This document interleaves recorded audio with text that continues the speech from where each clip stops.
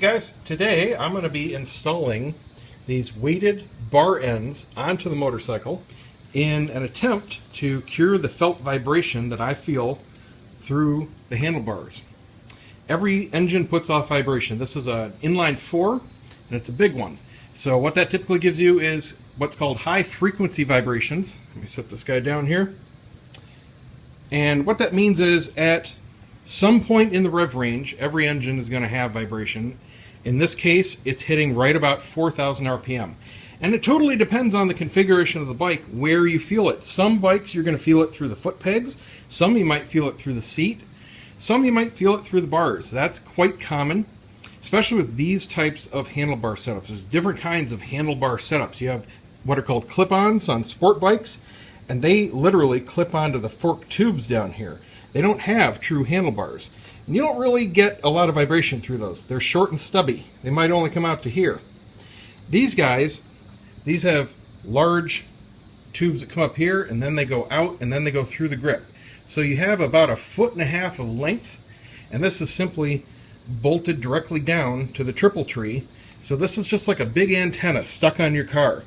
And, you know, it flexes to some degree, and that's picking up the vibration. Now, in your case, you might have a different bike and a different engine, and it might not be that big of a deal because the vibration might be in a part of the rev range where you go right through it. It's not anywhere where you spend a lot of time. So it's not worth your bother to install bar end weights to change that. In this case, in the case of the Yamaha FJR, it comes in right about 4,000 RPM, which I mentioned in a previous video was right where you're cruising between 70 and 80 in 5th gear. So it's noticeable. That's why I want to change it. And the downside to having that vibration is your hands go numb. At least they do in my case. If I cruise for more than 20-30 minutes like that, I get off and you can barely feel your fingers. And if you do this, it feels like they're pinging, like you're hitting a little ball peen hammer against yourself. You know, it's not a good feeling, and it really does tire your hands out, and it doesn't make it as fun. So, you know, if you can fix that, 50, 60, 70 bucks, why not do it? So that's what I'm going to do.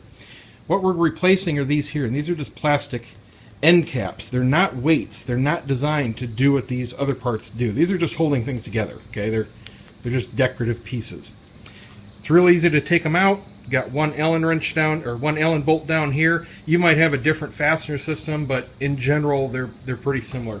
And then the replacements are significantly weighted. These are the heaviest I could find. They're from a company called HVMP. And you'll typically find them offered in different weights because different bikes might prefer a different weight. Because what you're doing when you bolt these onto a bike is you're changing the resonance of the bar. The vibration doesn't go away. The vibration's always coming from the engine. You're not doing anything to actually get rid of it. You're just getting rid of being able to feel it in that particular rev range. So this makes it more dense at the end, and it stops the whole bar from shaking around 4,000 RPM, moves it out of a range where you're operating the engine.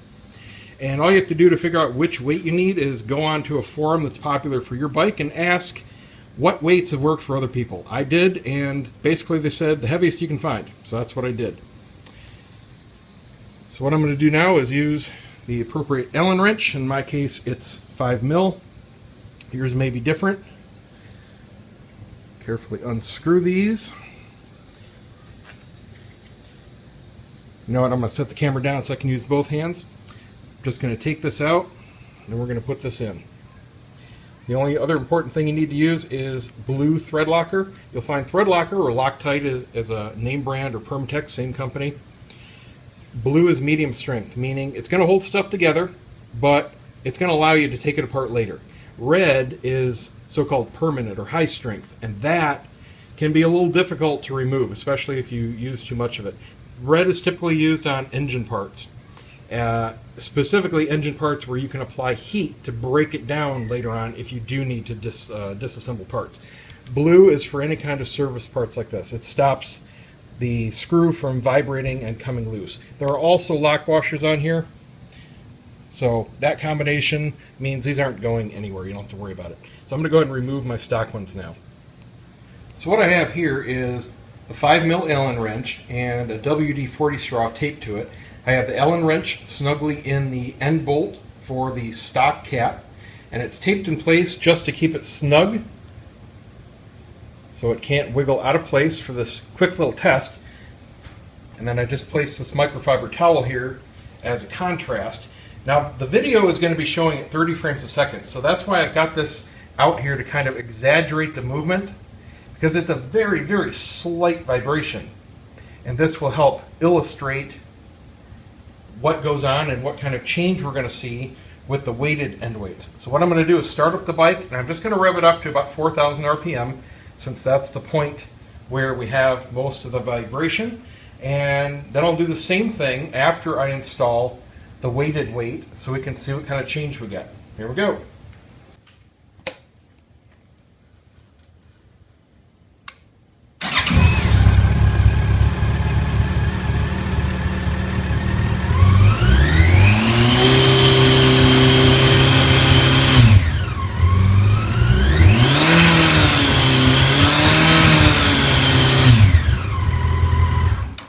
Here's our stock cap removed.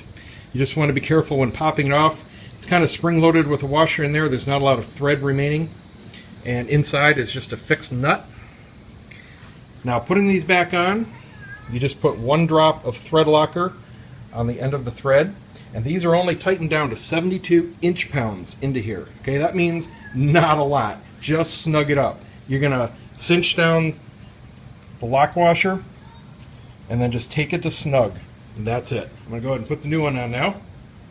1 drop of blue, and in it goes. Start it by hand, because you do not want to cross thread anything. I'm trying to be very careful here, because if this were to fall and hit my bodywork, I would have a scratch, because these are fairly hefty. Alright, I'm going to put the camera down, snug this up with the Allen wrench. It should be good to go. So now let's go ahead and test the new weighted bar end. Same setup. I'm going to rev it up again to 4,000 RPM. Same test, and we'll see what kind of difference we can see. Then I'm going to go for a ride and see what kind of difference we can feel.